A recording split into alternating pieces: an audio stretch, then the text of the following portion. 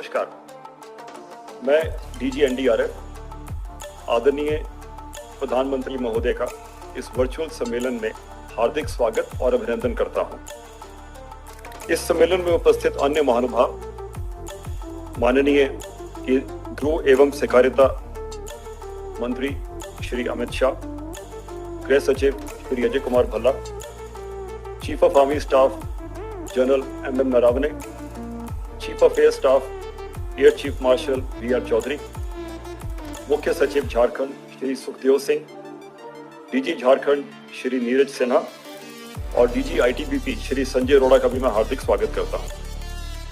प्रधानमंत्री महोदय, इस सम्मेलन में आपके समक्ष त्रिकुट रोपवे हादसे में बचाव अभियान में हिस्सा लेने वाले सभी NDRF, Indian air force, Indian army, ITBP और जिला देवघर झारखंड के सभी बहादुर साथी उपस्थित हैं। त्रिकुट पहाड़ देवघर शहर से तकरीबन 24 किलोमीटर दूर है, जहां एक ropeway cable car system operational है। दिनांक 10 अप्रैल 2022 को कुल 20 केबल कार 76 यात्रियों के साथ संचालित हो रही थी। तभी शाम को अचानक तकनीकी खराबी हुई, जिसके कारण रोपवे की रोप पाइप केबल कार की पुली से नीचे उतर गई। इस कारण एक केबल कार रोपवे से उतरकर नीचे गिर गई तथा बाकी की केबल कार अपनी जगह पर रुकी रही और यात्री फंस गए। जिला प्रशासन ने प्राथमिक कार्रवाई के बाद शाम तकरीबन 17:20 बजे एनडीआरएफ को रिक्विजिशन किया। एनडीआरएफ की एक टोली देवघर में स्थित है। उस टोली ने त्वरित कार्रवाई कर शाम 18:35 बजे घटनास्थल पर राहत और बचाव कार्य पुलिस और पब्लिक के बहुत से बहादुर साथियों के साथ शुरू किया। इस राहत और बचाव कार्य के दौरान 8 केबल कार में फंसे 28 यात्री को घटनास्थल से ही उसी दिन रेस्क्यू कर लिया गया, लेकिन दुर्भाग्यवश एक महिला की अस्पताल में मृत्यु हो गई। रात भर एनडीआरएफ ने जिला प्रशासन के कार में केबल कार की मेंटेनेंस ट्रॉली, ड्रोन व दूसरे मैनुअल तरीकों से 12 केबल कार में फंसे यात्रियों के राहत व बचाव कार्य में लगे रहे। घटनास्थल पहाड़ी, पथरीला एवं दुर्गम होने की वजह से रात में रेस्क्यू संभव नहीं हो सका। घटना की तीव्रता के मद्देनजर दिनांक 10 अप्रैल 2022 को रात्रि में ही एनडीआरएफ की एक और टीम बटालियन कमांडेंट के नेतृत्व में पटना से घटनास्थल तक पहुंच गई। साथ ही रांची से आईटीबीपी की एक टीम रात में तथा आर्मी की एक टुकड़ी 11 अप्रैल की सुबह घटनास्थल तक पहुंचकर राहत कार्य में जुड़ गई। 11 अप्रैल को ही एनडीआरएफ के डीआईजी दिल्ली से तथा रांची से एयरफोर्स की एक टीम हेलीकॉप्टरों के साथ बचाव दल के साथ देवघर पहुंच गई। इन सभी दलों के संयुक्त प्रयास से कुल 33 यात्री, 22 लोगों को हेलीकॉप्टर के द्वारा एवं 11 लोगों को एनडीआरएफ, आईटीबीपी, आर्मी और केबल कार ऑपरेटर्स के स्टाफ के द्वारा जमीनी अप्रोच से सकुशल निकाला गया। शाम को इस बचाव कार्य के दौरान एक दुखद हादसा हुआ, जिसमें एक व्यक्ति की हेलीकॉप्टर से गिर जाने से मृत्यु हो गई। 12 अप्रैल 2022 की सुबह बचाव कार्य को पुनः आरंभ कर बचे हुए 14 लोगों में से 13 को हेलीकॉप्टर से द्वारा सकुशल रेस्क्यू किया गया। एक महिला को सभी संभव प्रयासों के बाद भी नहीं बचाया जा सका। इस प्रकार दिन और रात की अत्यंत विषम परिस्थितियों में NDRF, Indian air force, army, ITBP और जिला प्रशासन देवघर के कार्मिकों ने संयुक्त रूप से तकरीबन 48 घंटे राहत और बचाव कार्य करते हुए कुल 76 में से 73 लोगों को सकुशल बचाया।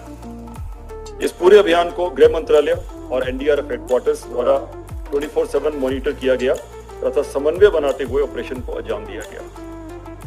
अब मैं माननीय गृह एवं सहकारिता मंत्री श्री अमित शाह जी से विनती करता हूं कि अपना संबोधन करें। माननीय प्रधानमंत्री जी, इस रेस्क्यू ऑपरेशन के अंदर जुड़े हुए भारत सरकार और झारखंड सरकार के सभी अधिकारीगण और जुड़ी हुई सारी एजेंसियों के प्रतिनिधि और उपस्थित अन्य भाई और बहनों, सबसे पहले तो मैं एनडीआरएफ, एयरफोर्स, आईटीबीपी, सेना, डिस्ट्रिक्ट प्रशासन, इस सभी के प्रतिनिधियों को बहुत बहुत बधाई भी देना चाहता हूं और उनका धन्यवाद भी करना चाहता हूं, क्योंकि बहुत कठिन ऑपरेशन को बड़े धैर्य के साथ एक लंबे समय तक सातत्यपूर्ण तरीके से सावधानी के साथ आपने पार उतारा है और बहुत कम समय में इतनी सारी एजेंसियों ने बहुत अच्छे कोऑर्डिनेशन के साथ ये ऑपरेशन को कम से कम नुकसान के अंदर पूरा किया है। पूरे देश की सांसें अधर में लटकी हुई थी जब त्रिकुट की पहाड़ी पर इतने सारे यात्री फंसे हुए थे, परंतु 2 दिन लंबे इस ऑपरेशन को धैर्य और कुनेह के साथ आप सभी ने बहुत अच्छे तरीके से पूरा किया है। इसके लिए आप सभी अभिनंदन के अधिकारी हैं और जो लोग बचकर आए हैं इसको भी मैं बहुत बहुत बधाई देना चाहता हूँ। ये सबकी साझी सफलता है। मैं ये निश्चित कहना चाहूंगा कि 2014 के पहले इस देश में आपदा प्रबंधन के दृष्टिकोण के अंदर मूलभूत परिवर्तन आया। 2014 के पहले आपदा प्रबंधन का दृष्टिकोण केवल रिलीफ आधारित दृष्टिकोण था। नरेंद्र मोदी जी के प्रधानमंत्री बनने के बाद 14 के बाद आपदा प्रबंधन के दृष्टिकोण के अंदर मानव जीवन को बचाने का दृष्टिकोण अहमियत में आया और ढेर सारी एक्सरसाइज के बाद आज एनडीआरएफ, एसडीआरएफ, डिस्ट्रिक्ट कलेक्टर और गांव तक ये पूरी ऐसी हायरार्की का निर्माण हुआ है जो कठिन से कठिन आपदा के समय एक मुश्त होकर इनके अभ्यास के आधार पर कोऑर्डिनेट तरीके से काम करती है और लोगों को बचाने के लिए हर समय अहरनिश तैयार रहती है। और ये त्रिकुट हादसा इसका बहुत बड़ा जीवंत उदाहरण। बहुत कम समय के अंदर एनडीआरएफ, एसडीआरएफ, आईटीबीपी, सेना, डिस्ट्रिक्ट प्रशासन, पुलिस प्रशासन सब ने कोऑर्डिनेशन के साथ अपने अपने रोल निभाते हुए एक कठिन से कठिन ऑपरेशन को सफलतापूर्वक समाप्त किया। मैं मानता हूं हम सब के लिए ये आने वाले दिनों के लिए और सघनता के साथ कोऑर्डिनेशन का और ट्रेनिंग की प्रेरणा देने वाला ये हमारा साझा ऑपरेशन था और एक उदाहरण भी। देश भर में बहुत सारे लोगों से जब लोग फंसे हुए थे तब भी और सफलता पूर्वक निकलने के बाद भी बहुत सारे लोगों से, मीडिया के लोगों से बात हुई। सब अचंभित थी कि इतनी कम समय के अंदर इतना कोऑर्डिनेटेड एफर्ट्स कैसे हो सकता है। और एनडीआरएफ, एसडीआरएफ का कोऑर्डिनेशन, एनडीआरएफ और सेना और वायुसेना का कोऑर्डिनेशन और डिस्ट्रिक्ट प्रशासन का कोऑर्डिनेशन, ये सब जैसे रोज की प्रैक्टिस का नतीजा इस तरह से हमारे सामने आए हैं। प्रधानमंत्री जी ने आपदा प्रबंधन के क्षेत्र को जिस प्रकार से महत्व दिया है और अनेक प्रकार की आपदाओं को तैयारी के साथ कैसे कम से कम समय के अंदर निपटाया जा सकता है और ढेर सारी वो एजेंसियां कोऑर्डिनेटेड तरीके से एक ही समय में कैसे कोई गलती के बगैर काम कर सकती है, इसका उत्कृष्ट उदाहरण है। मैं फिर से एक बार जो लोग बचकर आए हैं उनको बहुत बहुत शुभकामनाएं देता हूं और प्रधानमंत्री जी के नेतृत्व में ये जो हमारा एक आपदा प्रबंधन के क्षेत्र में एनडीआरएफ से लेकर गांव तक एक टीम बना है, वो सभी टीम के सदस्यों को और सभी इनकी ट्रेनिंग के साथ जुड़े हुए लोगों को बहुत बहुत बधाई देना चाहता हूं। धन्यवाद। आपके संबोधन के लिए धन्यवाद सर। आपने इतना प्रोत्साहित किया है हमें उसके लिए भी धन्यवाद। अब मैं आदरणीय प्रधानमंत्री जी से संबोधन के लिए प्रार्थना करता हूं।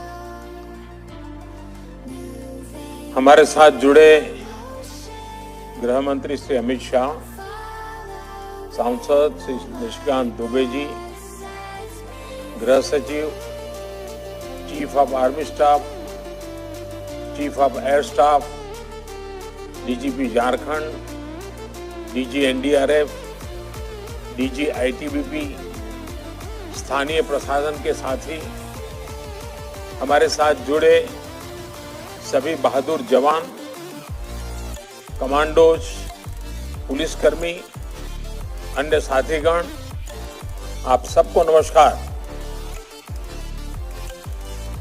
आपने 3 दिनों तक 2400 घंटे लगकर एक मुश्किल रेस्क्यू ऑपरेशन को पूरा किया और अनेक देशवासियों की जान बचाई। पूरे देश ने आपके साहस को सराहा है। मैं इसे बाबा बैद्यनाथ जी की कृपा भी मानता हूं।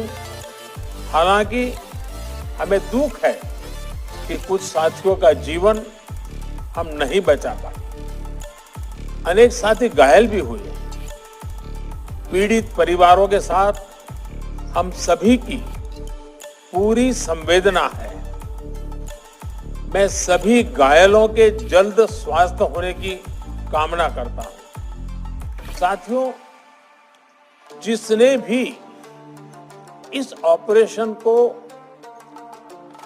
टीवी माध्यमों के देखा है, वो हैरान था, परेशान था। आप सभी तो मौके पर थे। आपके लिए वो परिस्थितियां कितनी मुश्किल रही होगी, इसकी कल्पना की जा सकती। लेकिन देश को गर्व है कि उसके पास हमारी थल सेना, हमारी वायु सेना, हमारे एनडीआरएफ के जवान, आईटीबीपी के जवान और पुलिस बल के जवान के रूप में ऐसी कुशल फोर्स है जो देशवासियों को हर संकट से सुरक्षित बाहर निकालने का मादा रखती है। इस दुर्घटना और इस रेस्क्यू मिशन से अनेक सबक हमें भी मिले हैं। आपके अनुभव भविष्य में बहुत काम आने वाले हैं। मैं आप सभी से बात करने के लिए भी बहुत उत्सुक हूं, क्योंकि इस ऑपरेशन को मैं लगातार जुड़ा रहा दूर से और मैंने हर चीज का जायजा लेता रहा था। लेकिन आज मेरे लिए आवश्यक है कि आपके मुंह से इन सारी बातों को जानूं। आइए हम सबसे पहले एनडीआरएफ के जाबाजों के पास हम चलते हैं। लेकिन एक बात तो कहूंगा, एनडीआरएफ ने अपनी एक पहचान बनाई है और ये पहचान अपने परिश्रम से, अपने पुरुषार्थ से और अपने पराक्रम से बनाई है। और इसलिए एनडीआरएफ हिंदुस्तान में जहां जहां भी है, उनके इस परिश्रम और उसकी पहचान के लिए भी अभिनंदन के अधिकारी है। आइए आप लोगों से मैं बात करना चाहता हूं। तो पहले एनडीआरएफ के सब जवानों से मैं बात करूंगा। अच्छा, मुझे बताइए कि सबसे पहले एक खबर आई, क्योंकि आप तो हमेशा 24 घंटे अलर्ट रहते हैं, लेकिन एक ऐसा प्रकार का रेस्क्यू ऑपरेशन था, तो उसके लिए सारी तैयारियां, ये सारा तो समय था नहीं। तो इन चीजों को कैसे प्लान किया? जय सर, मैं inspector Om Prakash Goswami, team commander RRC Deogarh, 9 battalion NDRF का पटना। मुझे एसडीएम देवगढ़ द्वारा सूचना मिली कि त्रिकूट का रोपवे खराब हो गया है और उसमें कहीं पर्यटकों के फंसे होने की संभावना है। मैंने तुरंत अपनी अलर्ट टीम को लेकर 1835 बजे वहां पे पहुंचा और मैंने देखा कि स्थानीय लोग और स्थानीय जो प्रशासन है वो रेस्क्यू वर्क में लगे हुए हैं। हमारी टीम भी तुरंत समय खराब किए बिना रेस्क्यू वर्क में जुट गई और उसी दौरान हमने एक पुरुष और एक घायल महिला को रेस्क्यू किया और सुरक्षित मेंटेनेंस ट्रॉली के माध्यम से उसको नीचे लेके आए और फर्स्ट एड देने के बाद उसको फर्दर हॉस्पिटलाइज कर दिया गया। इसके बाद मैं एज ए टीम कमांडर गया और टीम घटनास्थल का मैंने जायजा लिया। देखा कि अंधेरा काफी हो चुका था और जो फंसी हुई जो ट्रॉलियां थी ग्राउंड लेवल से काफी हाइट पे थी, तो उस समय में फॉक्स करना बड़ा मुश्किल लग रहा था। तो हमें जिला प्रशासन से निर्देश मिला कि अभी रात में जो फंसी हुई ट्रॉलियां हैं उनको खाना और पीना की व्यवस्था करना है। तो हमारे जवानों द्वारा इमरजेंसी ट्रॉली, जो कि फंसी हुई ट्रॉली के समानांतर लगी हुई है, उसी ट्रॉली में राशन लेके हमारे जवान गए और सभी से बात की। फंसी हुई 12 ट्रॉलियों में से 6 ट्रॉलियों में हम गए और जवानों को थ्रोइंग मेथड से पानी की बोतल और बिस्किट वगैरह सर्व किया। साथ ही साथ लाउड हेलर से हमने सभी को संतावना देते रहे कि आप डटे रहिए, हम आपका जल्दी रेस्क्यू कर लेंगे। नेक्स्ट, ये कार्रवाई हम लोग रात भर करते रहे उसके बाद में अर्ली मॉर्निंग दूसरे दिन हमारी एनडीआरएफ की एक नेक्स्ट टीम आ गई, वो भी रेस्क्यू वर्क में जुड़ गई। साथ ही साथ एयरफोर्स ने भी अपना रेस्क्यू अभियान शुरू कर दिया था। इसी दौरान ग्राउंड लेवल से एनडीआरएफ के साथ साथ आईटीबीपी, आर्मी, सभी एजेंसियों ने मिलकर रॉक, हार्नेस, कैराबिनर और कुर्सी को ट्रॉली बनाकर रोप के सहारे कैराबिनर से 11 लोगों को रेस्क्यू किया गया और उनको पीएचडी दी गई और फर्दर हॉस्पिटल उनको भेजा गया।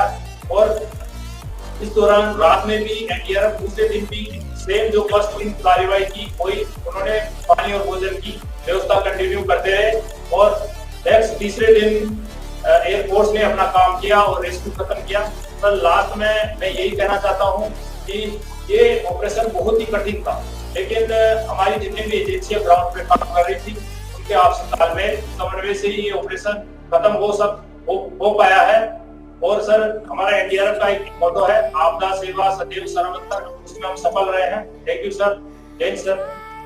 ओम प्रकाश जी, आप लोग तो इस साहस से भरे हुए हैं, ट्रेनिंग भी है, ये तो एक बिल्कुल ही इस प्रकार का कभी ट्रेनिंग में आया नहीं, एक प्रकार से नए प्रकार की चुनौती आई। अच्छा, ट्रॉली के अंदर फंसे लोगों का हौसला बनाकर रखना भी एक बहुत बड़ी चुनौती था।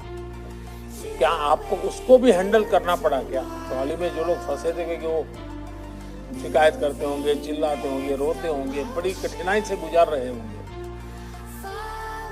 जी सर, इसमें जो मेंटेनेंस ट्रॉली थी उसी में हमारे रेस्क्यूअर्स बैठे और जो कि फंसी हुई ट्रॉली के समानांतर जो रोप लगी हुई थी उसी ट्रॉली में हमारे रेस्क्यूअर गए और उसका डिस्टेंसिंग कम से कम 20 मीटर का था। तो उसी से हमारे रेस्क्यूअर ने उनसे बात की कि आप ठीक है, कितने लोग हैं, बच्चे हैं, लेडीज हैं, वो सारी बात करते हुए 12 ट्रॉलियों से टोटल बात हुई।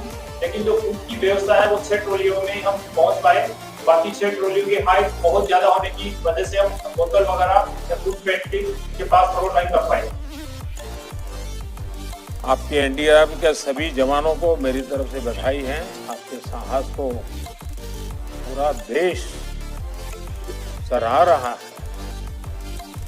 सारे तारों के बीच वायुसेना के हेलीकॉप्टर्स की तस्वीरें कभी भुलाई नहीं जा सकती। मैं एयरफोर्स के साथियों से भी बात करूंगा, जरा वायुसेना के साथियों में से मैं बातचीत करना चाहूंगा। ओम प्रकाश जी, बैठिए आप। सर जय हिंद सर, मैं captain YK Kandalkar 157 helicopter unit air force station Barrackpore से हूँ। हमें इस घटना की सूचना 10 तारीख को रात को 11 बजे के आसपास मिली। मेरी तकनीकी दल ने रात में ही हेलीकॉप्टर कुछ कार्य के लिए तैयार किया और हम रात में ही टेक ऑफ करके गरुड़ कमांडो टीम को लेके सुबह 6:30 बजे तक देवघर एयरपोर्ट पहुंच गए।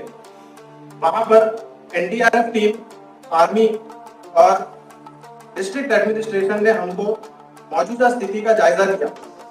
उसके हिसाब से जैसे कि एनडीआरएफ टीम ने कहा कि नीचे वालों तक वो कुछ सामान पहुंचा पा रहे थे, ऊपर नहीं पहुंचा पा रहे थे।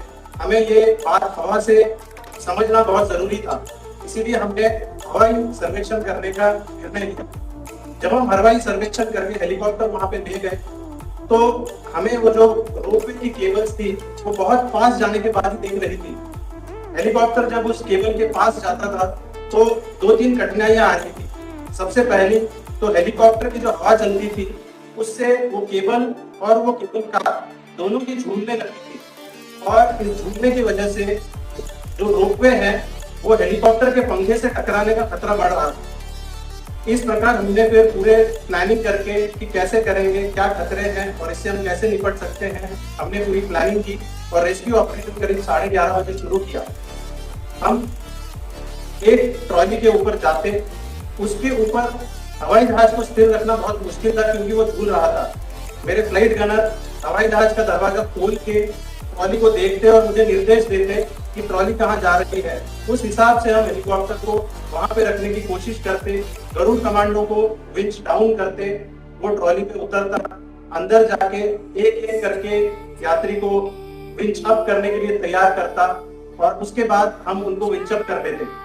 उसके बाद अगर उनको मेडिकल रिक्वायरमेंट जरूरत हो तो हम तुरंत ही उनको हेलीपैड ले जाते, वरना हम रेस्क्यू ऑपरेशन कंटिन्यू करते। इस तरह से एक एक करके हमने टोटल 10 केबल कार, पहले दिन 22, अगले दिन बचे हुए सबको निकाला।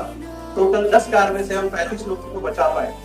ये पूरा ऑपरेशन एनडीआरएफ जैसे कहा कि नीचे नहीं करना है क्योंकि नीचे वो खाना पहुंचा चुके थे, हमने ऑपरेशन ऊपर से शुरू किया। उनको ज्यादा जरूरत थी पहले रेस्क्यू करने की। इस तरह से पूरे कोऑर्डिनेशन से ही हम ये ऑपरेशन कर पाएंगे। धन्यवाद। अच्छा, मुझे बताया गया कि हमारे गरुड़ कमांडो लोगों का साहस बढ़ाने के लिए पूरी रात तार के सहारे लटक के रहे। उस समय आप लोगों के मन में क्या चल रहा था? जय हिंद सर, मैं सार्जेंट पंकज कुमार राणा 627 गरुड़ फ्लाइट वायुसेना स्टेशन कलेक्शुंदा से 10 अप्रैल की रात घटना की सूचना मिलते ही गरुड़ टीम ने तैयारी शुरू कर दी। घटना स्थल पर पहुंचते ही सबसे पहले हमने घटना स्थल और रोपवे का जायजा लिया। जमीन से लगभग 1500 फीट की ऊंचाई से नागरिकों को सुरक्षित निकालने के लिए हमने हेलीकॉप्टर से विंचिंग के जरिए रेस्क्यू ऑपरेशन शुरू कर दिया। हमारे लिए जो कठिनाइयां थी कि हवा में झूमते हुए उस रोप कार के ऊपर उतरना, अपने आप को संभालना और फिर उसके दरवाजे को खोलना जो कि सिर्फ बाहर से खुलता था, उस छोटी सी ट्रॉली के अंदर जाना क्योंकि उस समय हमें सिर्फ अपने हाथों के बल पर कार्य करना था। उस हवा में झूलती हुई ट्रॉली में नागरिकों को खड़ा कर हार्नेस पहनाना भी अपने आप में मुश्किल था। जितना मुश्किल इस ऑपरेशन को अंजाम देना था, इससे कई ज्यादा मुश्किल ऊंचाई पर फंसे घबराए हुए नागरिकों, खासकर महिलाएं एवं बच्चों का साहस बढ़ाना था। देश और देश के नागरिकों की सेवा करना बड़े ही सौभाग्य की बात होती है और गरुड़ टीम को गर्व है कि हम इस काम आ सके। भारतीय वायुसेना एवं गरुड़ द्वारा दी गई ट्रेनिंग का सही इस्तेमाल कर नागरिकों को सुरक्षित स्थान पर तक पहुंचा सके। जय हिंद सर। देखिए, वायुसेना के हमारे हेलीकॉप्टर के संभालने वाले लोग हो या तो आप गरुड़ वाले लोग हो, आप सब ने एक प्रकार से भारतीय वायुसेना के सामर्थ्य और अद्भुत कौशल का परिचय दिया है। अपनी जान जोखिम में डालकर दूसरों की जान बचाई है। मैं एयरफोर्स के सभी साथियों को बहुत बहुत उनकी भूरी भूरी प्रशंसा करता हूँ। मुझे बताया गया है कि हमारे सांसद भी श्रीमान निशिकांत जी भी जुड़े हुए हैं। उनके साथ भी कुछ ऐसे लोग हैं जिन्होंने राहत कार्यों में उत्तम मदद की। नागरिकों का ये योगदान भी बहुत बड़ा होता है। आइए हम वहां चलते हैं। कौन बात करेंगे वहां नागरिकों में से? पन्ना लाल जी है सर, जो आपके बहुत बड़े फैन भी हैं और इन्होंने 22 लोगों की जान बचाई है, 76 से 65 लोगों की जान इन्होंने बचाई सर, और ये बात करेंगे। हाँ पन्ना लाल जी बताइए। हमारे प्रधानमंत्री जी का 10 तारीख को आप क्या करते हैं पन्ना लाल जी? हम एक छोटा कर्मचारी है। बताइए। 10 तारीख को ये घटना हुआ, 4:30 घटना हुआ तो वहाँ पुलिस आने के बाद हम लोग का सबके हटाने के बाद हटा दे तो लोग कर नहीं पाए। संसद से किया तो फिर हम लोग का साथ दिया 4:30 बजे 5 बजे पहुंच गया। 5 पहुंचने के बाद तो हम 4 के दिन खाली 416 आदमी को बच्चा का सारा खाना भी खाने के तक घेरा होने तो हम लोग थोड़ा हेलीकॉप्टर आया तो हम लोग का 5 दिन पर गया तो लोग को हेलीकॉप्टर 2 बार आए, 2 बार तो पे सारी बातें पानी पिला रहा था, पानी को फिर हमने सांस लिया सेंसर नॉलेज कैसे होना और फिर एक जो होता है तो अच्छी सवाल सब होता है पूरा पर होते हैं और अच्छी सवाल करने पन्नालाल जी, वैसे तो रेस्क्यू के लिए बड़ी ट्रेनिंग चाहिए। आपने इतना सारा काम किया, आपने कहीं से कोई ट्रेनिंग ली थी क्या?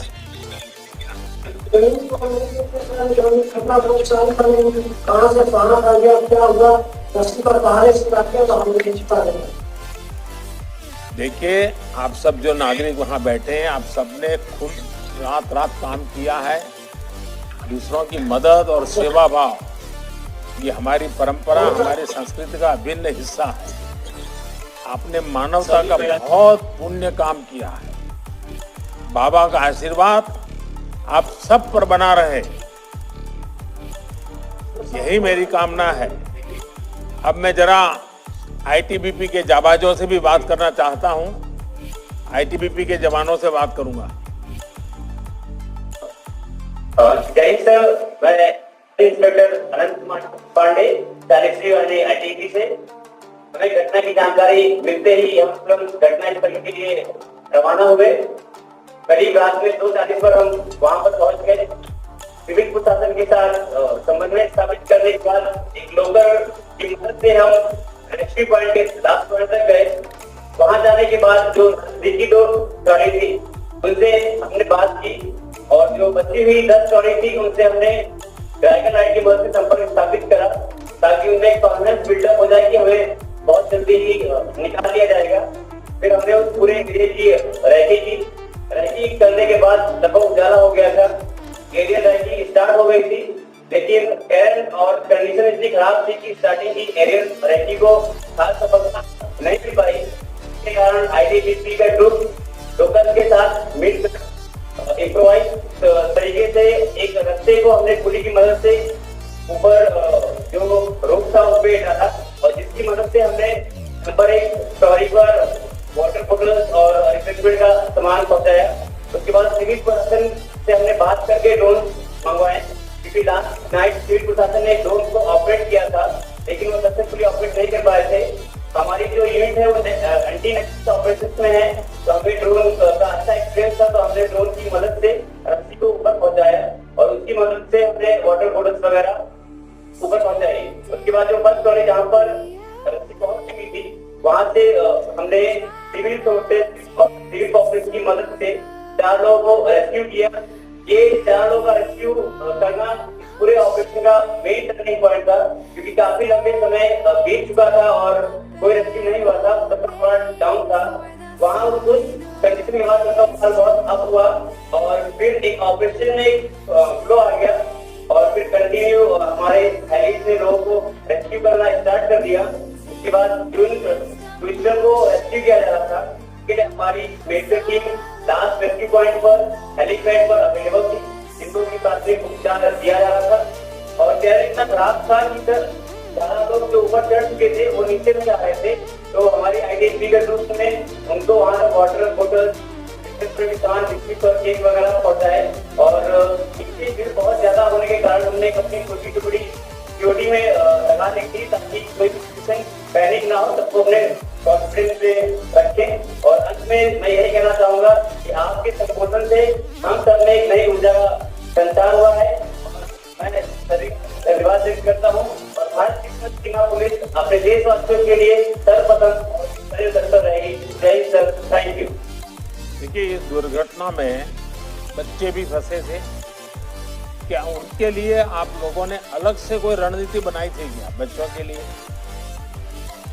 सर, जो 15 दिन है वो हमारे गाइड का काम कर रहे थे, तो उन्होंने हमें बताया कि सर इस ट्रॉली में बच्चे ज्यादा हैं, तो हमने सबसे पहले उन्हीं ट्रॉली में पानी वगैरह पहुंचाया और उनसे हमारी रात में बात भी हुई।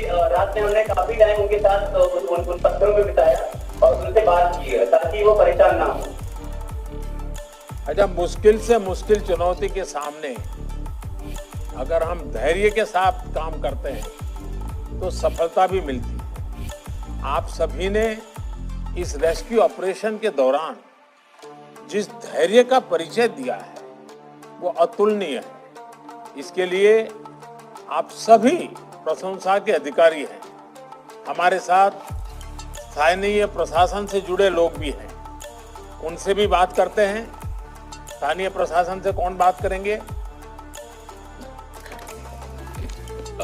माननीय प्रधानमंत्री महोदय, नमस्कार। मैं मंजुनाथ भजंत्री, डिस्ट्रिक्ट मजिस्ट्रेट देवघर बात कर रहा हूँ।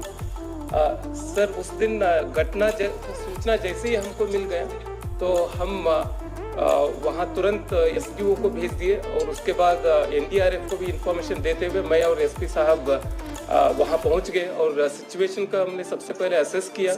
फिर उसके बाद हम सोचे कि ये नेक्स्ट कोर्स ऑफ एक्शन क्या रहना चाहिए और वहाँ कुछ लोग जो हम लोगों ने रेस्क्यू किया था उनको तुरंत हम लोग हॉस्पिटल भेज दिए। फिर सभी लोगों से बातचीत करने के बाद वहाँ जो केबल कार के कंपनी के जो एक्सपर्ट्स हैं, फिर उसके बाद एनडीआरएफ के टीम की वजह से फिर उनसे और जो लोकल टीम वहाँ लोकल लोग जो है उनसे बातचीत करने के बाद हम लोग यही नतीजे पे आए कि इनका रेस्क्यू जो है एरियल सर्वे से किया जा सकता है ये और दूसरा कोई माध्यम नहीं है। तो हम लोग तुरंत राज्य सरकार को इसको सूचना दिया। फिर वहाँ से भारत सरकार से अनुरोध किया गया कि जल्द से जल्द राहत हमको किया जाए। तो फिर हम लोग उस दिन सबसे बड़ा चैलेंज था कि वहाँ जैसे सर आपने बताया कि उनका हौसला, वहाँ जो फंसे हुए लोग हैं उनका हौसला कैसे रखें, तो कीपिंग द होप अलाइव, ये हमने तुरंत क्या किया कि वहाँ के जितने भी हमारे एनडीआरएफ टीम थी, वहाँ जो केबल की कंपनी थी, वो जो एक पैरेलल मेंटेनेंस ट्रॉली के माध्यम से वहाँ लाइट और राहत का पानी पहुँचवाना। फिर उसके बाद हम लोग कोशिश किए बहुत टॉप लेवल पे जहाँ था, जहाँ पहुँचाया नहीं जा सकता था, तो वहाँ पे भी हम लोग लाउड स्पीकर से बात किए।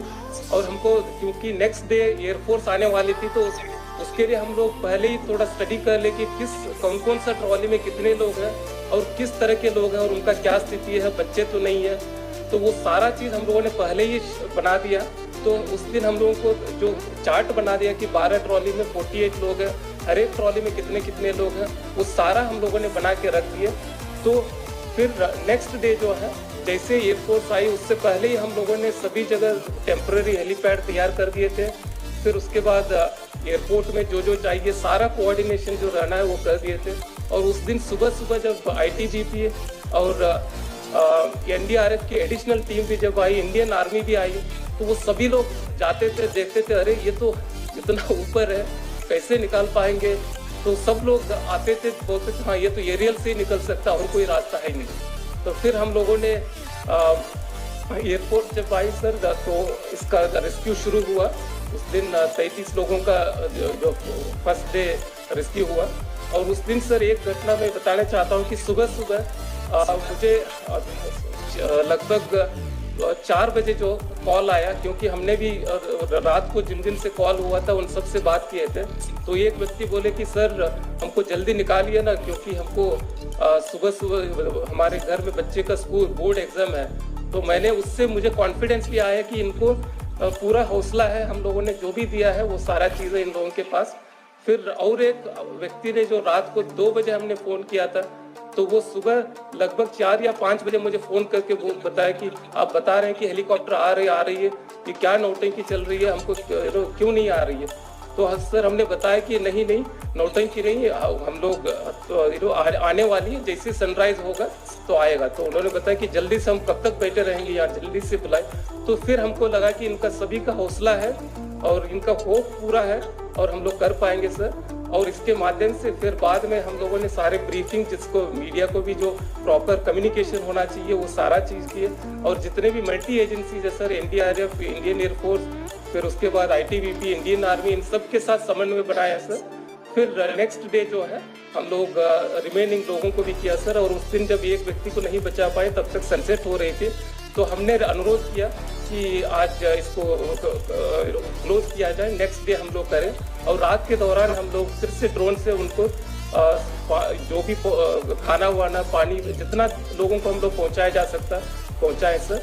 और फिर उसके बाद लास्ट डे जो है ये किया गया सर। और इसके लिए सर मैं जिला प्रशासन की तरफ से सर आपको बहुत बहुत धन्यवाद देता हूँ सर। और जितने फोर्सेस सभी लोग आए थे उन सभी लोगों को बहुत बहुत धन्यवाद देता हूँ सर। Thank you sir.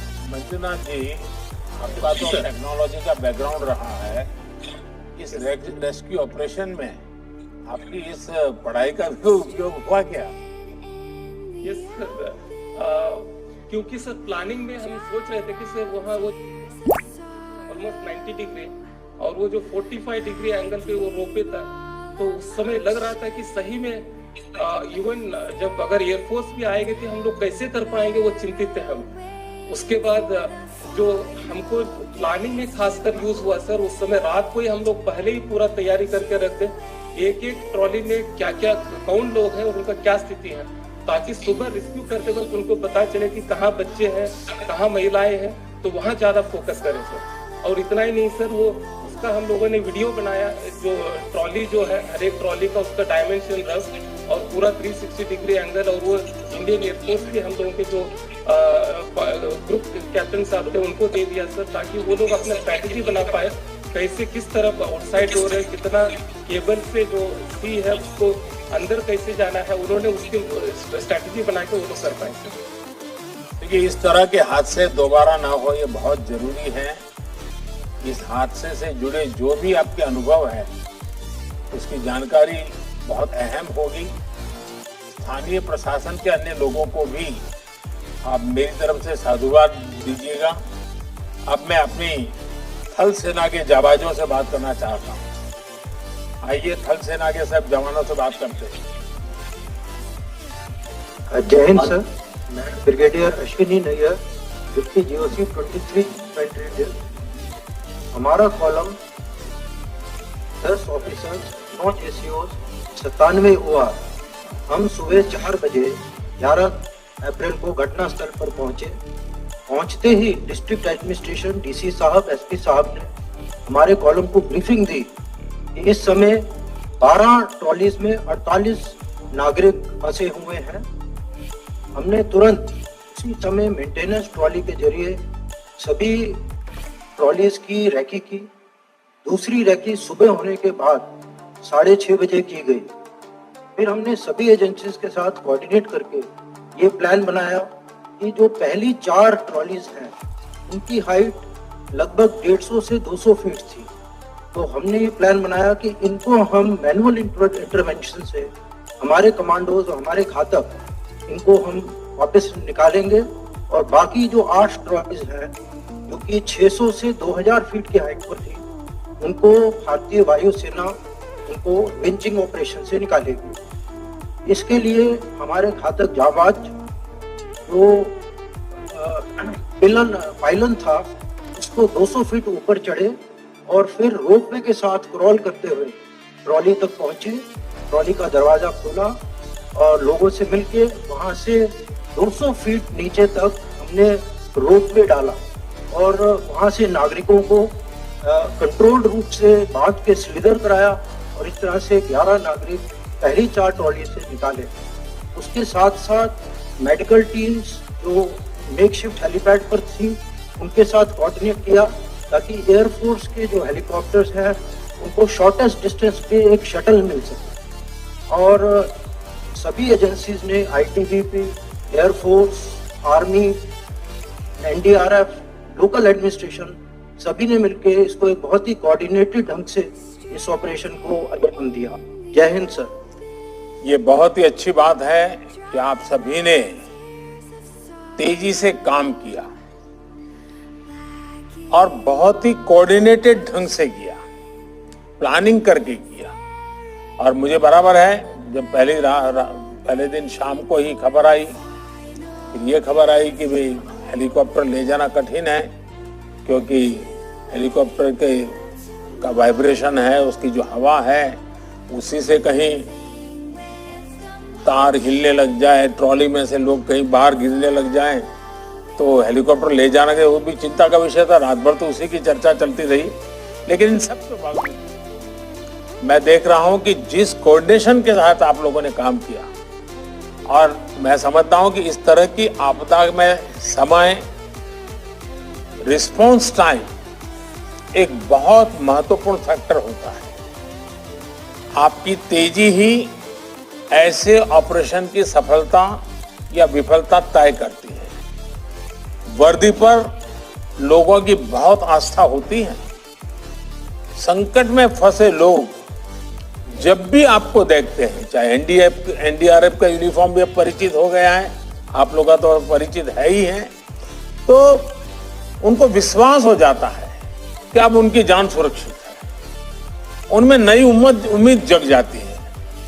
आपकी उपस्थिति पर ही उम्मीद का, हौसले का काम यानी एक प्रकार से शुरू हो जाता है।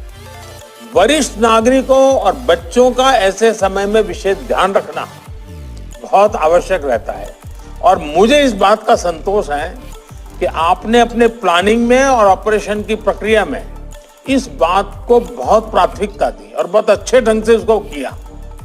आपकी ट्रेनिंग भी बहुत बेहतरीन है। एक प्रकार से इस फील्ड में पता चल गया कि कितनी बढ़िया ट्रेनिंग आपकी है और आप कितने साहसिक हैं और किस प्रकार से आप अपने आप को खपा देने के लिए तैयार होते हैं। हर अनुभव के साथ हम लोग भी देखते हैं कि आप लोग अपने आप को सशक्त करते जा रहे हैं। एनडीआरएफ सहित तमाम बचाव दलों को आधुनिक विज्ञान, आधुनिक उपकरणों से लैस करना ये हमारी प्रतिबद्धता है। ये पूरा ऑपरेशन संवेदनशीलता, सूझबूझ और साहस का पर्याय रहा है। मैं इस दुर्घटना से बचकर आने वाले हर व्यक्ति को बधाई देता हूं कि आपने इतने बड़े हादसे के बाद भी सूझबूझ से काम लिया। मुझे बताया गया कि लोगों ने लटके लटके ही कई कई घंटे बिताए, रात भर सोए नहीं, फिर भी इस सारे ऑपरेशन में उनका धैर्य, उनकी हिम्मत, ये ऑपरेशन में बहुत बड़ी बात है। आप सभी अगर हिम्मत छोड़ देते सारे नागरिक, तो ये परिणाम शायद इतने सारे जवान लगने के बाद भी उसको नहीं ले पाते। तो इसलिए जो फंसे हुए नागरिक थे उनकी हिम्मत का भी बड़ा महत्व रहता है। आपने खुद को संभाला, लोगों को हिम्मत दी और बाकी का हमारी बचाव कर्मियों ने पूरा कर दिया। और मुझे खुशी की बात है कि वहां के नागरिक उस इलाके के, उन्होंने जिस प्रकार से 24 घंटे रात रात रह करके सारी आप लोगों की मदद की, वहां जो भी कर सकते हैं करने का प्रयास किया, जो भी उनके पास समझ थी, साधन थे, लेकिन समर्पण बहुत बड़ा था इन नागरिकों का। ये सारे नागरिक भी अभिनंदन के अधिकारी हैं। देखिए, हाँ, इस आपदा ने एक बार फिर ये स्पष्ट कर दिया है कि जब भी देश में कोई संकट होता है तो हम सब मिलकर एक साथ जब उन संकट से मोर्चा लेते हैं और उस संकट से निकलकर दिखाते हैं। सबके प्रयास ने इस आपदा में भी बहुत बड़ी भूमिका निभाई है। मैं बाबा धाम के स्थानीय लोगों की भी प्रशंसा करूंगा कि जैसे उन्होंने इस प्रकार से पूरी मदद की है। एक बार फिर प्रभावित परिवारों के प्रति संवेदना व्यक्त करता हूं। सभी घायलों की जल्द से जल्द स्वास्थ्य लाभ की कामना करता हूं और आप जो लोग इस ऑपरेशन में लगे थे, आप सबसे मेरा आग्रह है, क्योंकि इस प्रकार के ऑपरेशन, क्योंकि बाढ़ आना, बारिश होना, ये सबको आपको रोज का काम हो जाता है, लेकिन ऐसी घटनाएं बहुत रेयर होती हैं। इसके विषय में जो भी अनुभव है उसको बहुत ढंग से आप लिख लीजिए। एक प्रकार से आप मैनुअल बना सकते हैं और हमारे जितने फोर्सेस ने इसमें काम किया है एक डॉक्यूमेंटेशन हो, ताकि आगे हमारे पास ट्रेनिंग का भी ये हिस्सा रहे कि ऐसे समय किन किन चैलेंजेस आती हैं, इन चैलेंजेस को हैंडल करने के लिए क्या, क्योंकि जब पहले ही दिन जब शाम को मेरे पास आया कि साहब हेलीकॉप्टर ले जाना मुश्किल है क्योंकि तार इतनी वाइब्रेशन झेल ही नहीं पाएंगे, तो मैं स्वयं भी चिंता में था कि अब क्या रास्ता निकाला जाएगा। यानी एक एक ऐसे पड़ाव की आपको जानकारी है, आपने अनुभव किया है। जितना जल्दी अच्छे ढंग से डॉक्यूमेंटेशन करेंगे तो हमारी सभी व्यवस्थाओं को आगे ट्रेनिंग का उसका हम हिस्सा बना सकते हैं और इसका एक केस स्टडी के रूप में लगातार हम उपयोग कर सकते हैं, क्योंकि हमें अपने आप को भी लगातार सज्ज करना है। बाकी तो वहां जो कमेटी बैठी है, इस रोपवे का क्या हुआ वगैरह राज्य सरकार अपनी तरफ से करेगी, लेकिन हमें एक इंस्टीट्यूशन के रूप में पूरे देश में इन व्यवस्थाओं को विकसित करना है। मैं फिर एक बार आप लोगों के पराक्रम के लिए, आप लोगों के पुरुषार्थ के लिए, आपकी ये नागरिकों के प्रति जो संवेदना के साथ काम किया है, बहुत बहुत साधुवाद देता हूं। आप सबका बहुत बहुत धन्यवाद।